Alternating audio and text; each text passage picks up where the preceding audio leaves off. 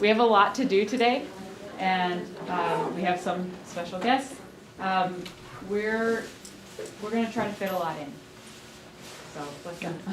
So here's Julie Hannum. She is the director of off-campus centers for Berkshire Community College, and she works right here in this building, and she is responsible for us having this great classroom to work in this whole time.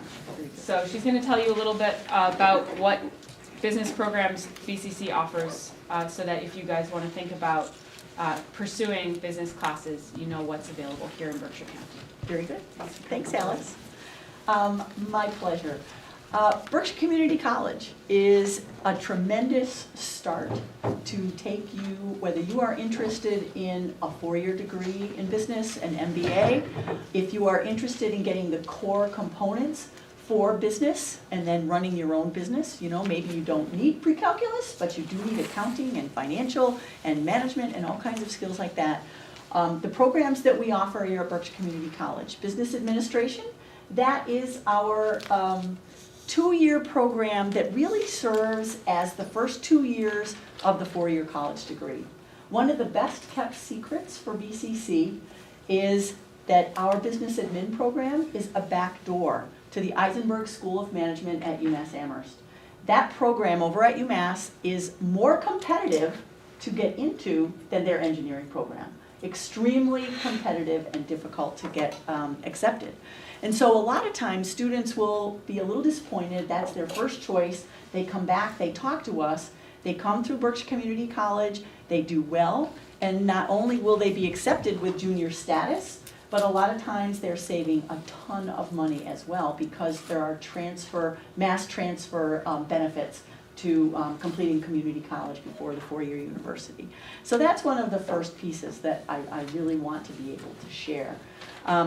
Quick question of you. I know there's quite a range diversity here because I have other things I want to talk to you, and I'll talk to you about our business careers program too. How many of you are any seniors? Are there any graduating seniors in here right now? I talked to someone who was here earlier, someone from Mount Everett. Ilya. Okay. How about juniors? Are there any grade 11 students? Okay, so one of the things that I want to make sure that the juniors know and other underclassmen, if you are interested, BCC offers a program called Bridge to College. You are able to take one free college class in your senior year through BCC, and we do have students at Mount Everett and Monument that do this each year. So, for example, in the business area here, right in Great Barrington, not in this room, but next door, and you would be meeting with Oscar Halleck, who is a business instructor. He's our adjunct faculty. We're offering a fundamentals of business class, and we're also offering a small business management class. So if after the work you do here, you say, oh, I want to do a little more in depth, or I want to start on a business track, the guidance counselors at the two high schools will be aware of this, and as you're signing up for fall classes, you might consider whether or not you would like to take a BCC class in the fall. And like I said, we allow you to take one free class. Sometimes students will take that class in the fall. They are semester classes, which mean they run either September to December or they run January to May. Sometimes students will take a class in the fall and they'll say, hey, this was a great experience, now I want to take a second class, get a jump start, and families will help pay for that second class. So that is an option that I just wanted to make sure that you're aware.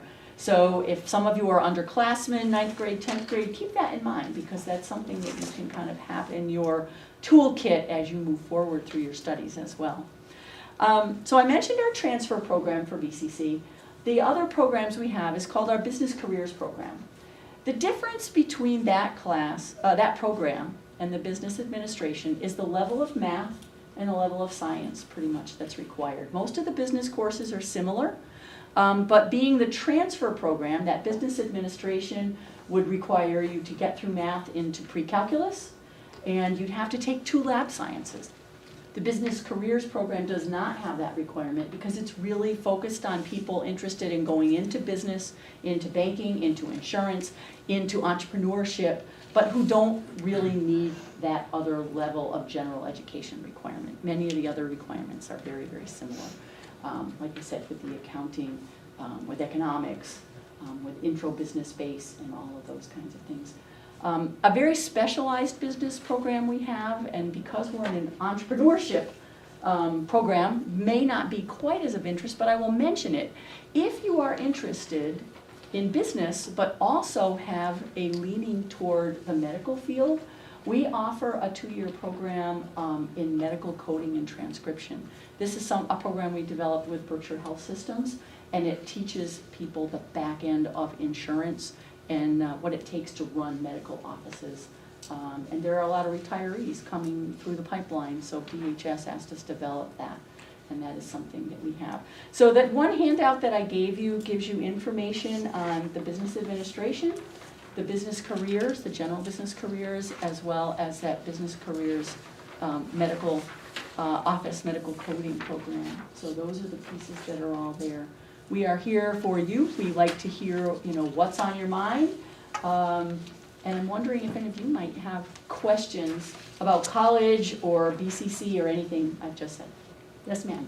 If I'm not interested in an associate's or BA in business, are there like standalone classes like accounting or whatever? Absolutely. We do have people that will come and say you don't need a degree program. There's pros and cons. It gets into the details. You can come to BCC as a non-degree student and take a class. You could take a freestanding Accounting 1, Accounting 2. You might want to say, oh, I want to do a marketing class. I want to get more in depth on the marketing side. I want to understand finance a little better. Or the management, the small business management. And you can take standalone classes, absolutely. We would work with you. We would figure out if you need any prerequisites. I mean, BCC does ask, we want to make sure you're ready for a college level textbook. We want to make sure you have the math skill that you need for whatever you're doing. So we work with you on that process. The pro of signing up for a program is that then you have to be what's called a matriculated student to be able to apply for financial aid. So if you're looking for, say, federal grants or whatever to help you pay for any college classes, being enrolled in a program is a benefit, whether it's your intention to complete or not. There's some sort of backdoor pieces to all of that. But lots of times we'll have people of all ages who'll come in and say, I really want to take this class for whatever reason. Can I just take it and pay? Our cost is about $200 a credit, so one 3-credit class is just about $600, $618 or something. So it's definitely affordable. But there are pros and cons. And my card's on the back, so if you're thinking that, just give me a call or email. We'll set up an appointment and we can talk about the details and what would be the best plan. Become a non-degree credit student and just take 1 or 2 classes, or enroll in a program even if for a short period of time. Other questions? Okay, well, I'm really looking forward to all of your presentations next week. I'm planning to attend.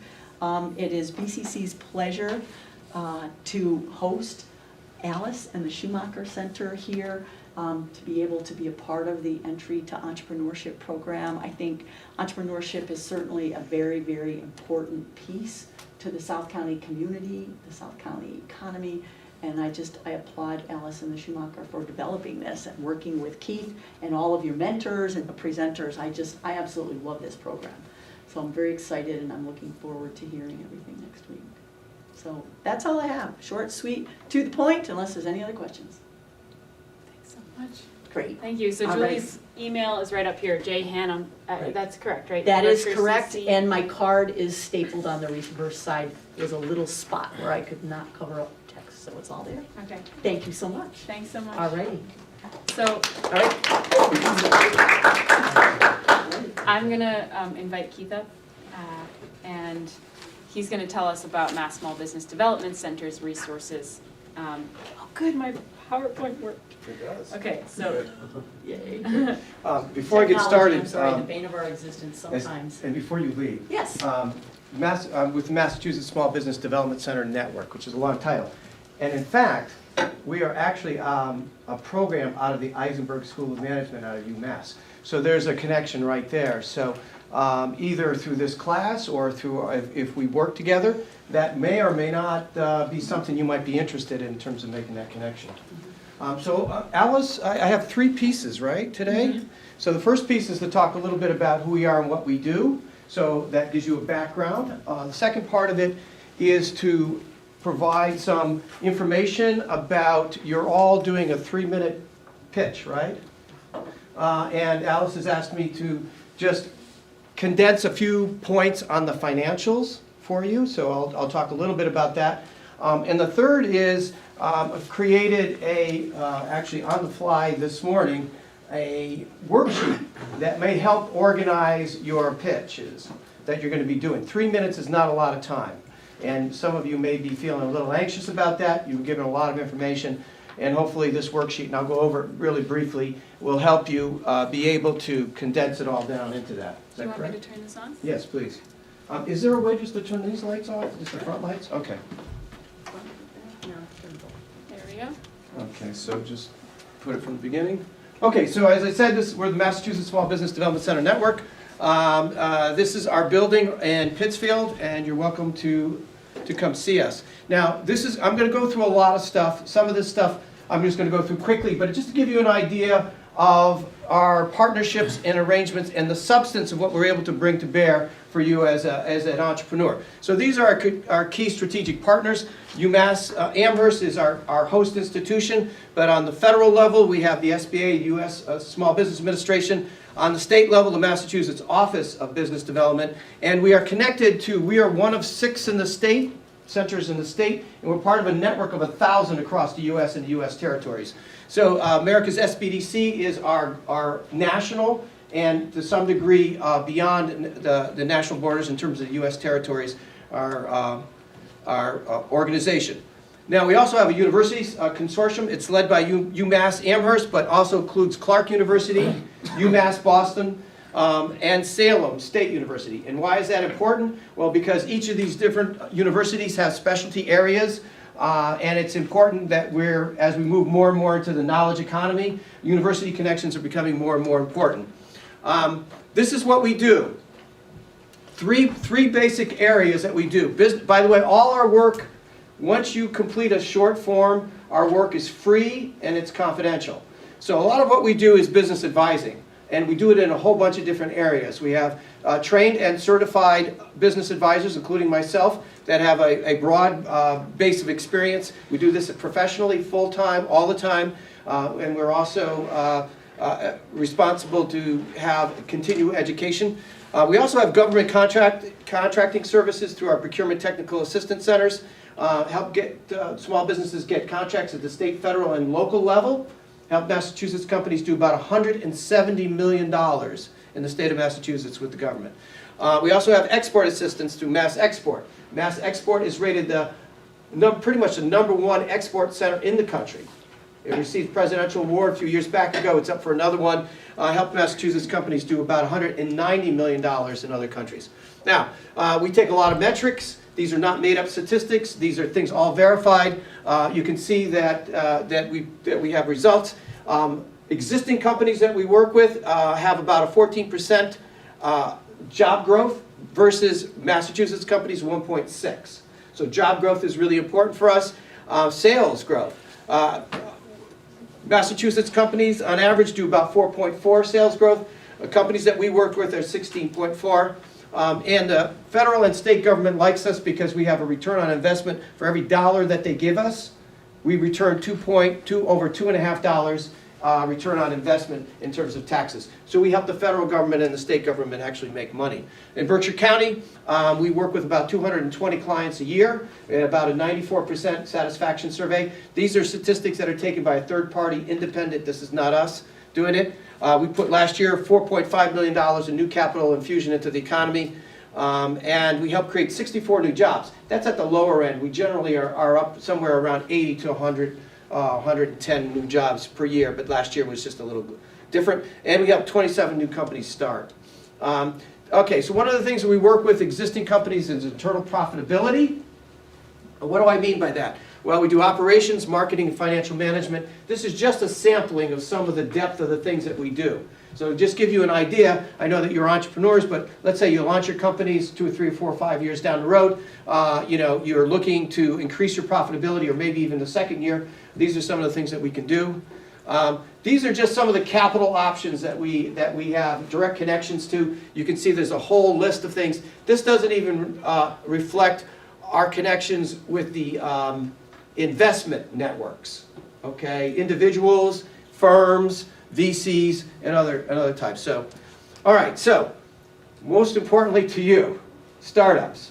Just a couple of things that I'm going to offer for you. Okay, the trouble with our times is that the future is not what it used to be. Okay, so what's the point with that? You probably are seeing that yourselves, and you represent that. You represent the future, right? Okay, the notions of what we thought the future was, even a couple of years ago or a year ago, is different than what it actually is. Things are changing that fast with technology and other ways. So one of the things that we pride ourselves is knowing kind of what's going on now and helping folks prepare for the future. And that's a distinguishing characteristic or quality that we have, I think, versus some of the other folks that might be out there providing business advice. Okay, so we have ways in which you're keeping, it's called strategic information networks that we have that have both people, it has access to information, it has trends that we'll keep track of, and those kinds of things. And the second part that might be interesting to you is this part of it. That's what you're involved in. Okay, because you don't want this. If you don't know where you're going, you'll probably end up somewhere else. Okay, if you don't know where you're going, you'll probably end up somewhere else. This is actually a title of a book back in the 70s, but I use that for business planning. That's what you're doing right now with this class, right? You're working out, you have an idea, and you're working it out, and Alice and your mentors and your speakers all are come together to help you try to figure out where you want to go. Okay? Because where you want to go, it may be different than if you just sort of kind of put things together. As I mentioned before in the business planning, a lot of people think this way or act this way. They look around to what exists around them, and then they decide what steps they're going to take. Is that a good way to plan? All right, what's going to happen? Run into walls. I could run into walls. I could not go where I'm going, right? So the idea here, as you can see, is to be able to look up and look out. All right, that's a different perspective. And one of the things that we work with starting companies and entrepreneurs is the ability to be able to anticipate. That's hugely important. Does anyone really talk to you about anticipation?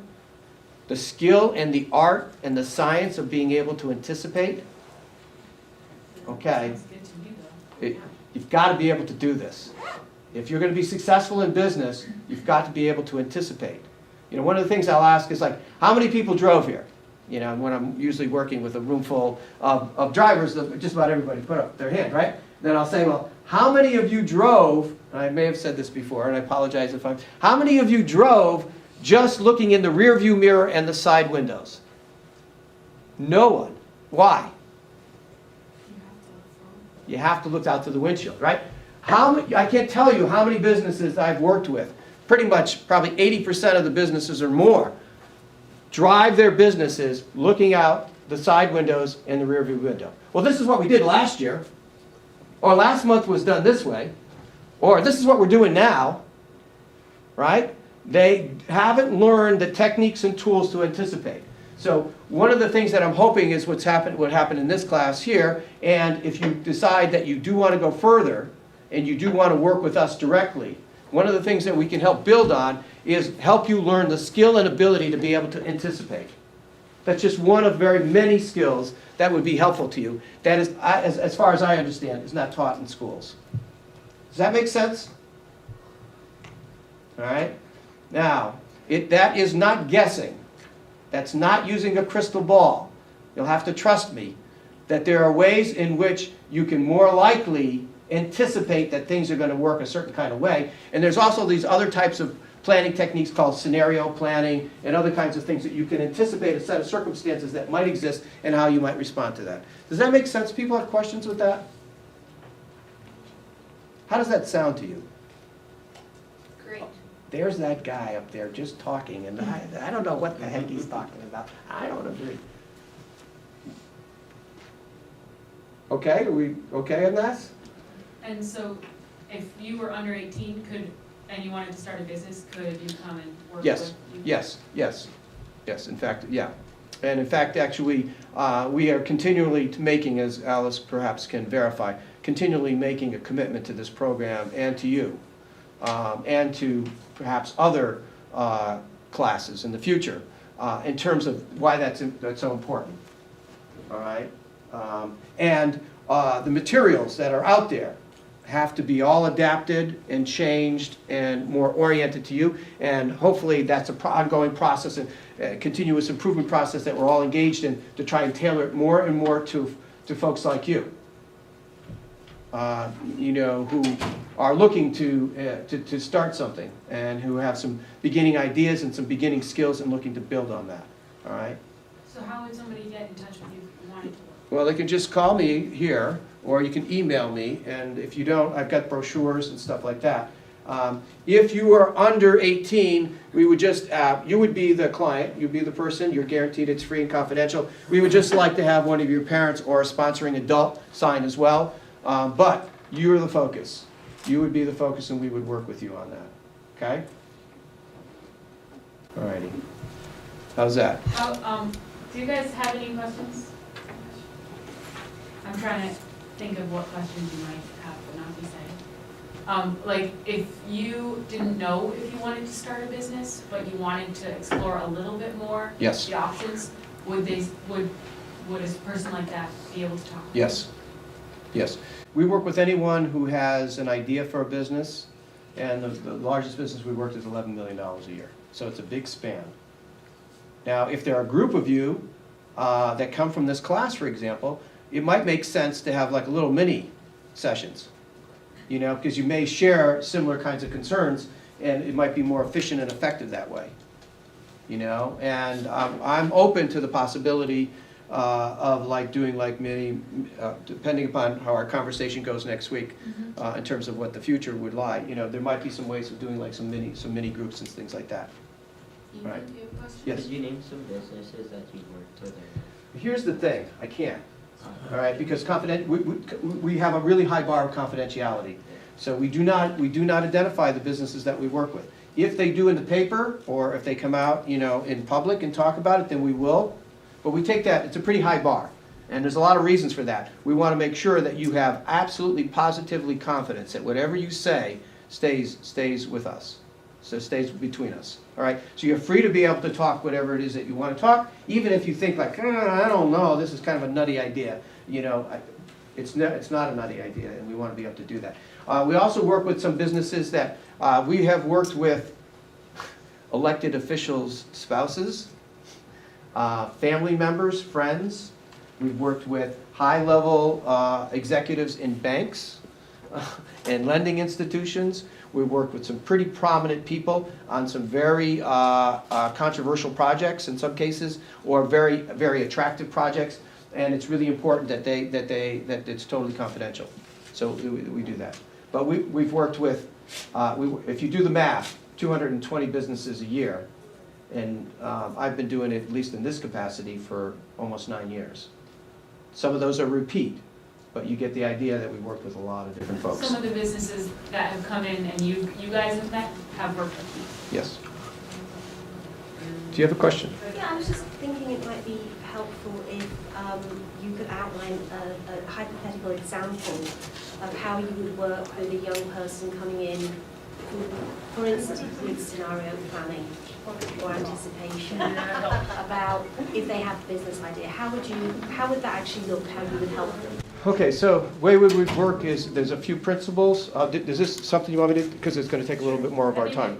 Okay. It's worth it Okay. to see what it would actually Okay, so the way it would work is we're process oriented. I'm a process, all right? And have a lot of schemas and models and frameworks that we bring to bear, okay? So we understand that this is a dynamic situation, all right? And that, that we're looking to create sort of this space where change can happen, all right? So the evolution of three things I usually talk about: the evolution of the idea that you walked in with, the evolution of a plan to execute that idea, and the evolution of yourself. All right, so that's kind of where we're working it. So generally, we want to understand what is called a worldview, where that person is, their worldview. We don't want to, we're not interested in having an alien force come in and take over the worldview, so we want to understand their worldview, their language, the way they think about it and processing, and we want to use that as a basis to start. And then we want to explore their idea and let them. So we do a lot of listening. We have 2 ears and 1 mouth. We try to use it in that proportion. So we try to understand what the thing. And then we try to understand where they want to go. Which we have a number of exercises which we utilize that we have developed over the years that help us understand the directions. It's not strategic direction. All right, I ran an MBO, Management by Objective System, for an $8.5 million corporation. I know a lot about that kind of stuff. I know about strategic planning, SWOT analysis, all that kind of stuff. That's not the kind of stuff that we do, because that's not a fit for small businesses.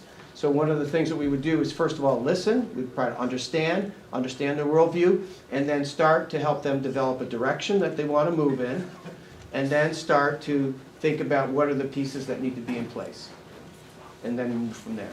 Does that help? Yeah, I just think it's really helpful to have a very, for the students to know in very plain language what it is, how you would help them. Yes. If they came in with an idea, how would you help them? So what I understand you're saying is you would listen to them and you would take more of a soft approach to helping them understand the pieces they would need to bring their ideas to Yes. There's a lot around that, of which, you know, if I had an hour, I could describe. But there's a lot around that, but yes. So it has straightforward, straightforward business principles and disciplines and dynamics, but yet there's these other pieces in terms of how people grow and develop. And that's really important. Does that make sense? Yes. Okay. You'd be taking what everyone learned in this class to the next step. Yes, that's another way to think about it. This provides a foundation, and what you'll have here, and Alice and I talked about this in terms of our involvement, and our recommendation was that we use this as an educational experience, okay, and it's a good foundation. But if you really want to launch a business, there's other pieces that would need to kind of happen, and I see you nodding your head. Right? Yeah, you agree. Right? Yeah. That's probably what you deal with in your classes, right? Yeah, exactly. Yeah, right. Okay. So Real-life application. yes, yeah. Does that make sense? So yes, So Keith, do you want to talk about, the financials. yeah. Okay, so I've got you were given 2 sheets. All right. So we're switching gears here. I wanted to kind of give you a little bit more support on how would you present your numbers, because I know that the numbers are a little bit scary for a lot of us in your business plan, and especially if you have only 3 minutes, how are you going to get across the essential ideas? So I asked Keith to think a little bit about that and talk to you about that today. Okay, so I'm going to give you 3 things when you're thinking about your 3-minute presentation. 3 things that you'll want to include in that on the financial side. All right, so you do remember this sheet, right, that you were given, that you have, and it's just a basic way of getting your startup expenses. So one of the things you want to say in your presentation, in order to start this business, I need X amount of dollars. Okay, so in order to get this business started, I need $3,000. The details are in your plan, the details are other ways, but you need to tell the people who are listening to your presentation how much money you need to get this thing started. And that's based on this form right there. So that's number 1. Okay? Any questions on that? Just 3 things that I'm going to ask you to consider to put in your 3-minute. Yes? So that is the total of our startup expenses. Startup expenses. And as we talked about before, in my numbers class, the startup expenses are one-time only capital expenditures. Just one time only. It's not ongoing. It's just one time only. All right? What's an idea that one of you are working with right now? Business idea. I'm gonna make candles. Candles. Okay. So what do you need to start to make the candles? The amount or like the stuff? Just the stuff. I need wax, and I need molds, and I need wicks, and I need Okay. Cups. Just based on that, what she's saying here, she needs some inventory, she needs some raw materials, and she may need some equipment. Oh yeah, and I got some equipment for free. Okay, so you don't need it. Okay, so, By all the right. way, tell everyone when you need stuff, it just falls into your lap. Okay, that's great, great. So, but this would be anything that you have to pay for that you need. So you just go through this process here, and you just get a number. And you say, okay, I need $2,000, or I need $1,000, or I need $500 to start. So you need to tell that in your presentation. In order to start this business, I need that much. That make sense? Okay. Second is your budget, okay? This is the other sheet that you were given, okay? Now, the budget is basically an annual amount. So the first year that you're in operations, okay? So let's just say, this is April? Let's just say you're going to launch this June 1st. So June 1st, 2016, all the way through the end of May 2017, that constitutes 12 months. So that's your first year. So first year, based on your projections, and what's your income? All right? So number 2 has got a couple of pieces here. All right? What I'm suggesting that you report in your presentation for number 2, the second point, is right off of this sheet. The first year income is going to be $8,000, whatever it is. Whatever you figured it out, you did your projections, whatever you figured it out, your first year income, you want to say that in your presentation. First, and then your expenses, all the expenses that you anticipate for that first year. You know, in your situation, if you have to buy more supplies, you're going to do some marketing or advertising. Maybe you're going to put some of your cell phone costs on that because that's what you're going to use, or you're going to have a cell phone. That's going to be a cost to you, whatever that is. So what you're going to report for number 2, point number 2, is income and expenses and profit. Income, expenses, and profit for number 2. Okay? So the first is total startup, how much it comes to start up the thing. The second one is income, total expenses, and profit. All right? Everyone okay with that?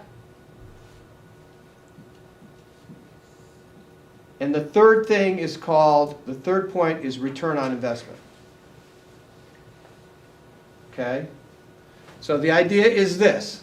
Whatever it cost you to start this business, right? Whatever it cost you to start that business, and your whatever you make as your net profit, what's the ratio there? So let's just say that for purposes, it cost you $1,000 to start it, right? And after your first year, you make what, $100, let's say? All right? So what's the percentage of return on investment? 90? No, 10. 10%. Just do that math. Just take the income divided by what it cost you to start it. That's a return on investment. How does that sound to you? That sounds good. Okay? It's very, Return on investment should be in percentages, not in numbers. In a not percentage. dollar amounts. it should be, I would suggest it's a percentage, the return on investment. That's, So, but it's not income, it's profit? it's profit, yes. So basically, this is the formula. So ROI equals whatever was your income, your profit. Hey, got me going here. Whatever your profit was for year 1, and I'm just going to use Y1, divided by your startup. The money that you put in for startup. So if you put $1,000, if your profit was $100, and your startup that you had to put in was $1,000, that equals what? 10%. That's a 10% ROI. Okay? Any questions on that? So it'll take you a while to pay back that 1,000, is that what? No, because now you go like, okay. Oh, so that's after, so that's like Your- profit including even Well, after your startup expenses? Yeah, I don't want to get too complicated here. It's net profit, right? But pardon, net Net profit. profit, Yes, not it's net gross profit, yes. Okay. Yeah, not gross profit. Gross profit would be, well, we're not calculating that here. Yeah, all we're doing is calculating net profit. Does that make sense? Net profit is basically how much income you brought in minus your expenses after year. Including your startup expenses. No, Your operating expenses. Okay. it's just your operating expenses. Okay? So income and operating expenses. But yeah, to your point, Alice, if you kept going at that rate, it would take you 10 years to Yeah, Yeah. recoup your startup. Yeah, that's what I was trying to get. yeah, Right. yeah. You could think about it that way, or you could think about it, if I put $1,000, where else could I put $1,000 and make 10% return? Right. Right. What's a good ROI? Good ROI, Compared to well, let's see, I'm not exactly sure. It depends. It would depend. How I would approach it with an actual, this is for educational purposes. We would think about it different. We would actually, and I don't want to complicate things too much, but we basically would take your net profit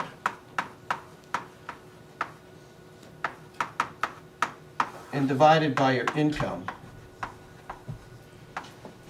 to get a percentage, and that's generally around 10%. That's your goal. Net profit over your income, yes. And this is really, so this is really about the efficiency of the operation. What I'm trying to get you to think about here, and I don't really want to do this, but you asked me about it.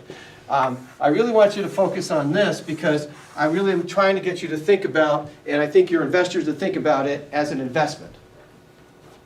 Okay? And, you know, there's more complicated kinds of things, but I don't want to make it complicated. I want to make it really simple for you. So I feel pretty safe that if you reported it this way, that I think you'd be pretty much in good territory in your 3-minute presentation to say that. And so an investor would be thinking, oh, so if I invested, you know, if you know, yeah, so I invested this money, what's the percentage return on a rate? So if I invested $1,000, you know, into this company, it returns an ROI of 10% or $100, and then that could be then split up between the owner and myself, or whatever. Does that make sense? Trying to keep it simple. Which, when you keep it simple, you're avoiding certain things, and you're kind of skirting around. But I think you're good on that.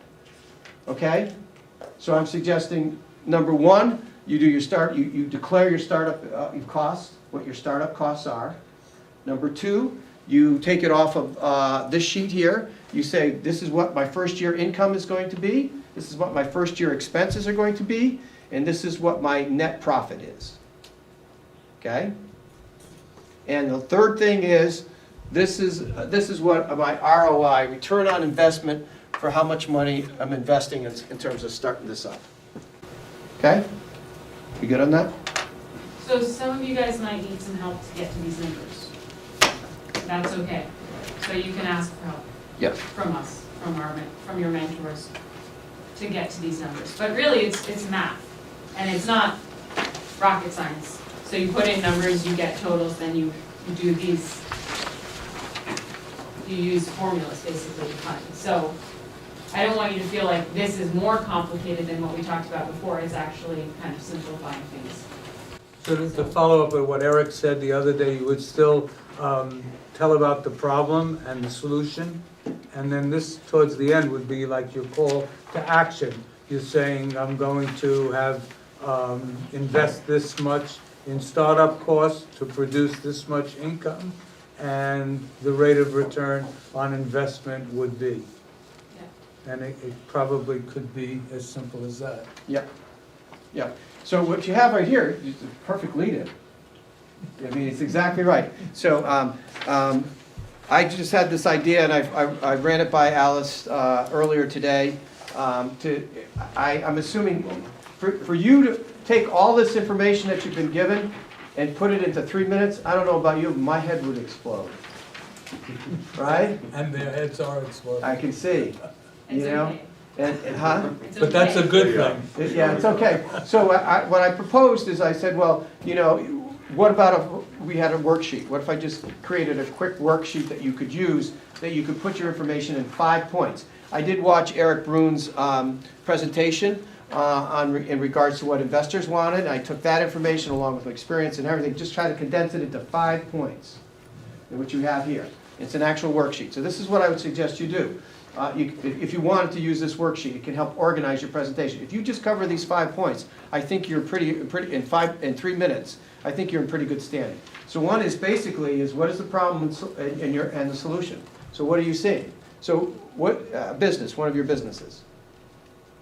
Somebody volunteer. Nick. What's your business? My business is making pens from local wood. Okay, making pens for local wood. So what's the problem when you look out there? Well, it's creating a product that, or there's a problem that when people come to their Berkshires, there's not enough stuff that you could say is a novelty or niche item of it. Okay. It's solved by creating one which people can get and reuse. And Using local woods and, okay, and it makes a connection, okay, so that would be what he would put there. And, okay, so does that give you an idea? And then the second is, you know, briefly describe how the business operates. You know, if some of you have retail, do I have this right, retail shop or store, right? Any of you have a store, boutiques, no? We have A a restaurant. service provider. Restaurant. And a restaurant. Restaurant, Another okay. restaurant. So a restaurant, you just would basically say a little bit about how the restaurant would operate. You know, the days it'd be open in operation, that kind of stuff. You might want to say its location if you have a location. And, you know, whether you're going to serve breakfast, lunch, and dinner, or maybe all three. I don't know if you're going to have alcohol or not alcohol, whatever it is, all right? So you just briefly describe it there. The third is who are your target customers? How about some other business? Who are you targeting as far as customers? Finn, do you want to talk about who you would be targeting? well, small local businesses that are looking for a more creative way to advertise. There you go. Okay, perfect. It sounds like you've thought a lot about it. So so that's what you would put there. So that gives you an idea who the business is targeting. The fourth is how will you market your business and sell your product or service? Somebody else. Michaela, you want us to talk about how you would market your business? I was gonna do mostly social media. Okay. Okay, so that's how you're going to market it, and then how are you going to sell it? So, the business? Your products, like whatever How are you going to sell your products? You're going to use social media as a marketing tool. How are you going to sell? What is it, your service or product? A food truck. A food truck. Okay, so so how are you going to sell? Are you going to sell over the internet, or are you going to sell From the truck. Okay, so you're going to sell from the truck, okay, but okay, so there's a difference between marketing and sales. Marketing gets you customers, sales closes the deal. All right, so people get interested, how are you going to, and they go to your food truck, how are you going to sell them? Like, What- give them food. Okay, what's the distinguishing quality about your food? That's good. Okay, so there's going to be a quality. The way you're going to talk, so the way you're going to sell that is you're going to market through social media, and the messages you're going to use, it's good food, cheap, or it's locally produced, it's available, it's hot. You know, that's how you're going to. Does that make sense? I didn't mean to put you on the spot. And then maybe you'll have like the best salespeople, or the best, your staff's gonna be really well trained to give the best service. Okay. And then you can send out an email blast telling people where you're gonna be. Yeah, Yeah. I was thinking like, your truck itself is an advertisement, because you're gonna be driving around and people will say, oh, I know that, I Yeah. wanna go there. Yeah. And those are all. You can tweet where you're going to be. Yeah. You don't have everybody on your Twitter feed. Yeah. Because it would be so delicious. Yeah. Yeah. Okay. All right. So anything else with that? Any questions about what you'd put there? We're trying to give you an illustration of each one of these things. And then the last is the numbers that we just talked about. So you just say, this is how much it's going to cost to start this business. This is what I expect for the first year of income. This is what I expect for the first year expenses. This is going to be my first year net profit, which is basically I'm going to subtract my expenses from my income, and that's my net profit. And this is the return on investment, which is using this simple formula. Net profit of year one divided by your startup. How does that sound? Great. So this is like a condensing of what we talked about last week. But I think that what Eric, a really good thing to remember from Eric's presentation is you want to make it compelling and you want to make it fun, right? So maybe, and you also want to make it real to the person who's listening. So you still want to think about a frame. This is the information you need to include, but you want to think of how am I going to frame this so people are going to get interested. Like Donovan might say, my favorite drink is apple juice, but I don't have enough locally made apple juice for my wonderful thirst. Or something that's going to catch people's attention. So you want to think about the information you're getting across, but also how are you getting it across. So Fiora might have her story about how she is an artist and this is her outlet. You want to find a way to make it personal. Okay? See how there's like style and also content? And last week, some of the people did that, tell a little story about what excited them about doing this, and then talked about the problem and then the solution.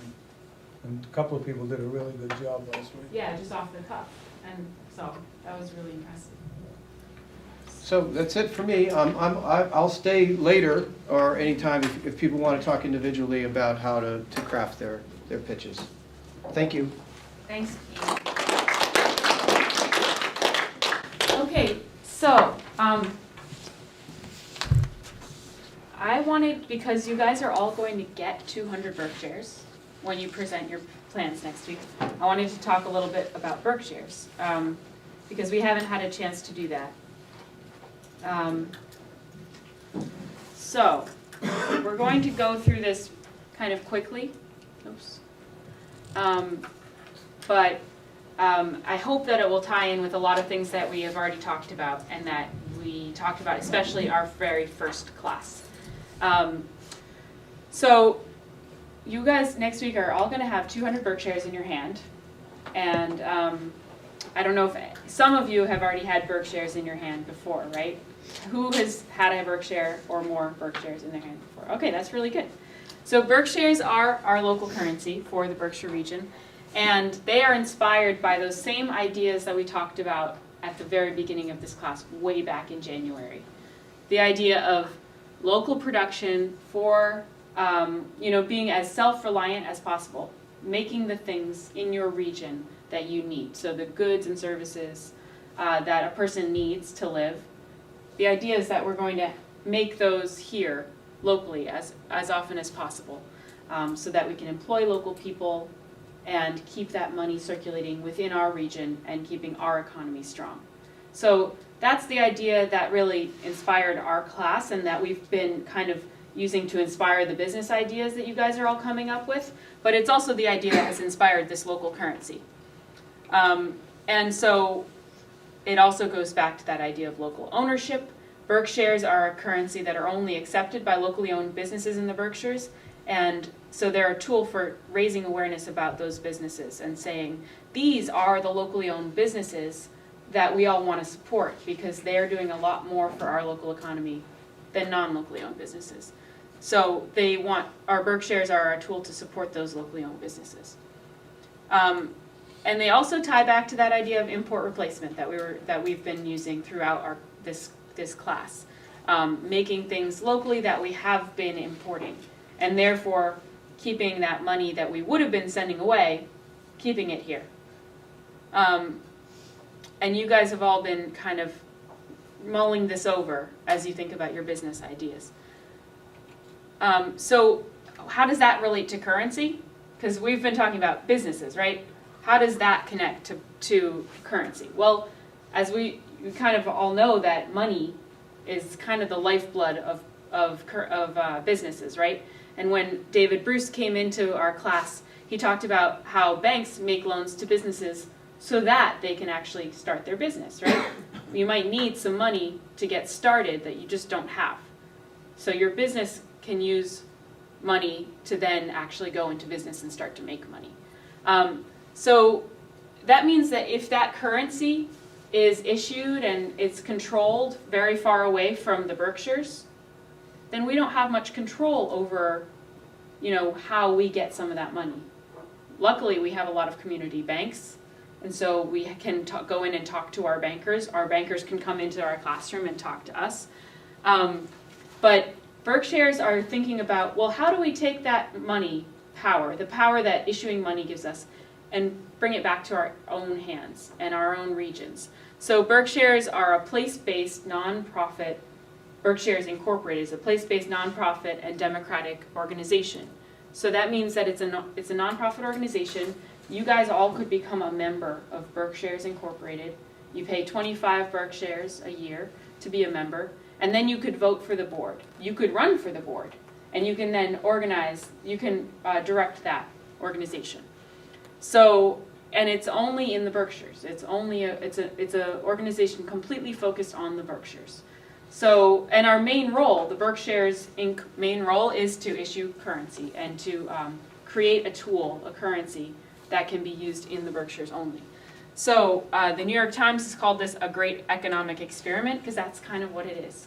Because for a long time we have not had local currencies, and it's not something people are familiar with. So this is a big experiment with taking that power of issuing money and putting it back in the hands of all of us. But it's actually something that used to exist, and I don't know if anybody knew this. Has anybody ever heard of this before?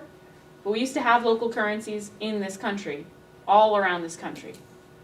This is an example of a currency from Baltimore, a dollar that was issued by a Baltimore bank. And you can see that right here. Can anybody see what this is? It's sheep. So there's a mom and two babies. This is ships. So Baltimore is a shipping town. So this currency actually represents the kind of business that happens, that used to happen in Baltimore. So this was a currency issued by a Baltimore bank to Baltimore businesses. And you can see it has representations on the currency of what kind of businesses were there, what kind of businesses was this bank issuing to. So that's something that we used to have in this country all across the nation, and that's something that we kind of based Berkshires on when we started Berkshires here. But before Berkshires were around, we had other experiments with local currency in the Berkshires. These were probably issued before you guys were all born.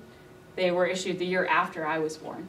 But they were deli dollars, and this was a currency that a deli issued all by itself. They said, we need to move the deli from one location, which was, I believe, where Bob Louie's is now, to another location, which is right there, connected to this building where the Hong Kong buffet sign is. So the deli needed to move from the Bob Louie's location to the Hong Kong buffet location, but they couldn't get a bank loan because the books weren't in order. They couldn't present themselves well enough to the bank to get a bank loan. But what they did was issue their own currency to their own customers to get the money they needed to renovate the new space. So they just needed some money to renovate a new space, but they couldn't get it from the bank. So they issued deli dollars. So before the move, if you were a customer and you were going into the deli, you could go buy 10 deli dollars, and it would look like this, and it would only cost you $8. So you could go in and say, I want to buy some deli dollars because I want to support your move. You'd put down $8, you'd get a $10 deli dollar note. Then after they raised enough money, they renovated the space, they moved in, you could come back with your deli dollar and you could use that to buy your breakfast. So they issued their own loan, or their customers actually issued them a loan. So that is a currency, but it was issued by a deli, and it looked like that. There were also Berkshires in the early 1990s that were issued by the local businesses on Main Street and Railroad Street. They all banded together and they said, we want to do something similar to deli dollars because we believe that locally owned businesses on Main Street and Railroad Street are really important to our local economy. How can we advertise that? How can we tell people about ourselves? How can we all work together to make to get more business. So they issued Berkshires, and basically if you went in the summer to shop at those stores, you would get a Berkshire in your bag. So if you bought something, they'd add a Berkshire to your shopping bag as you left.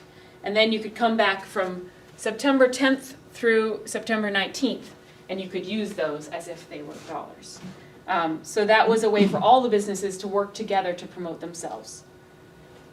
Then, there's a couple other steps in there that I'm not going to go over, but in 2006 we issued Berkshires from that nonprofit organization I was talking about called Berkshires Inc.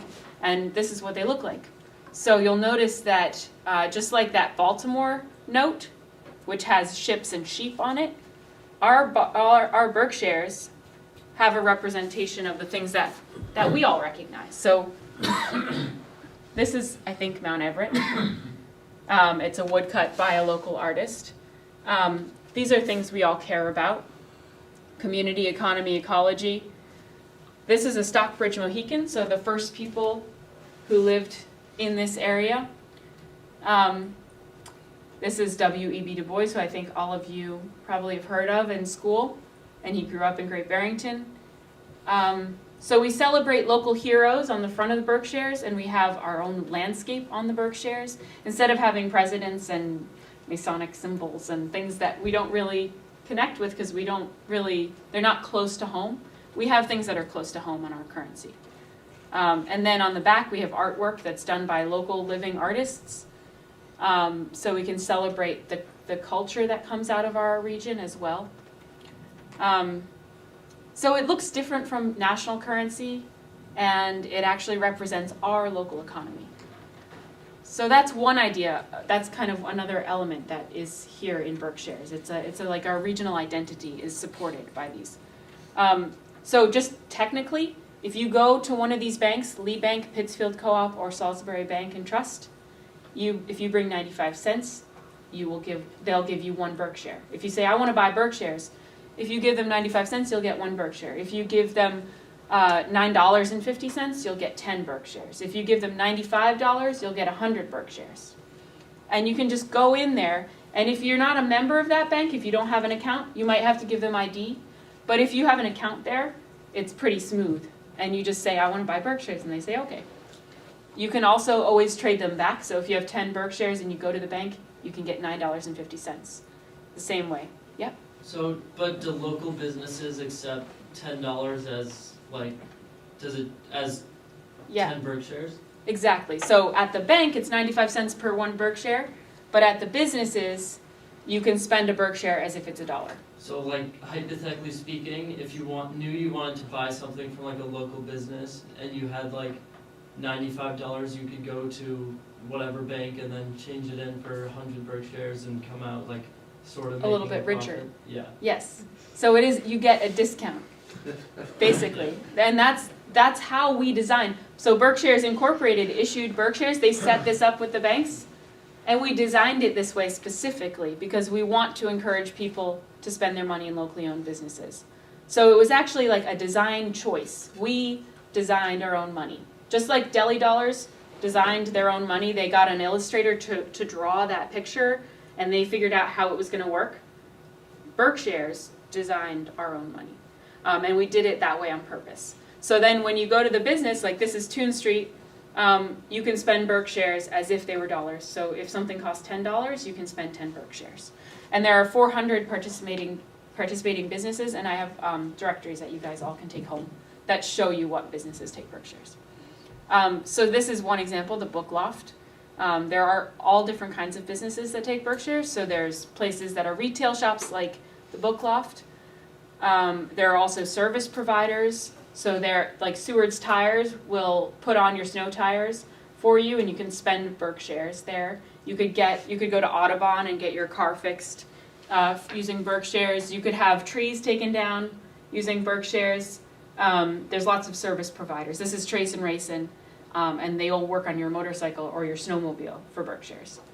There's also manufacturers like the Magic Flute Company. So you guys all know Phyllis, and you might know Sam and the other brothers.